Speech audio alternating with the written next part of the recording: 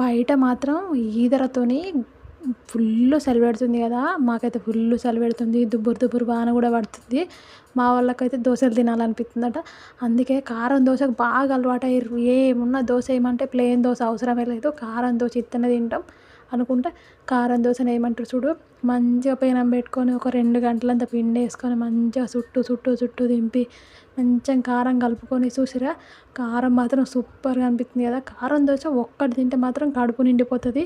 ఈ చల్లగా చలి పెట్టంగా కారం దోశ కమ్మగా తిన్నాం అనుకో, ఇక చాలరా నాయన ఈ పానానికి అనిపిస్తుంది కదా.